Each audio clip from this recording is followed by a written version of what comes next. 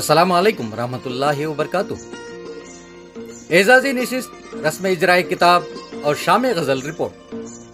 امیر خسرو سنگیت academy Chennai, Tamil Nadu Urdu literary association Chennai, Tamil Nadu Urdu publications Chennai اور تمل ناڈو اردو تحقیقی مرکز وانمباڑی کے زیر اہتمام بروز اتوار 26 دسمبر 2021 صبح 11 بجے تا شام 5 بجے بمقام اتاکا لائنس روڈ، کیل پارک، چنئی میں ایک نشست برائے ایک شاعر کو اعزاز، اجرائے کتاب اور محفل موسیقی کا انعقاد عمل میں آیا۔ اس نشست کی سرپرستی عزیز الشعراء جناب حسن فیاض صاحب نے اور صدارت بابائے اردو تمل ناڈو جناب علیم صبا نویدی صاحب نے فرمائی۔ جناب شاہد مدراسی صاحب اور محترمہ جوتی حبیبہ صاحبہ نے استقبالیہ پیش کیا۔ صدر محترم جناب علیم صبا نویدی صاحب نے تمل ناڈو میں تراجم نگاری کی تاریخ پر مختصر لیکن جامع خطبہ پیش کیا۔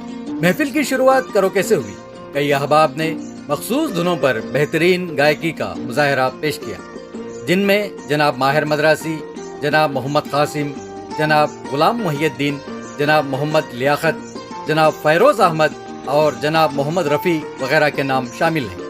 ظہرانے کے وقفے کے بعد تمل شاعر کونجر ویرمتو کی مشہور ناول کلیکاڈو اتہاسم، جس کا اردو ترجمہ کلیکاڈو کی داستان کے نام سے ڈاکٹر حیات افتخار صاحب، سابق صدر شعبہ اردو قائد ملت آرٹس کالج میڈاواکم چنئی نے کیا ہے، وہ ساہتیہ اکیڈمی سے شائع ہوئی ہے۔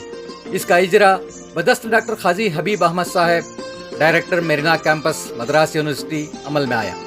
پہلی کاپی ڈاکٹر نعیم الرحمان صاحب، vice chairman Tamil Nadu state Urdu academy Chennai نے حاصل کی۔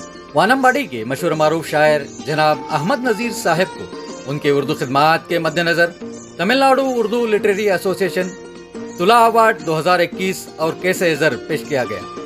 محفل موسیقی کے تحت مشہور معروف گلوکار استاد منا شوکت علی صاحب اور خادمہ اردو محترمہ جوتی حبیبہ امیرہ خسرو صاحبہ نے مشہور شعراء کے غزلیں بڑی ہی خوبصورتی کے ساتھ پیش کر کے ناظرین کو محظوظ کیا۔ ان کے ساتھ طبلے پر شری راہل پرکاش جی موجود رہے۔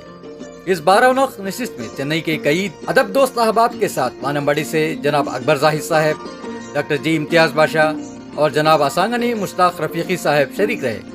ڈاکٹر امان اللہ صاحب مدراس یونیورسٹی کے ہدیہ تشکر کے ساتھ یہ خوبصورت محفل اختتام کو پہنچی۔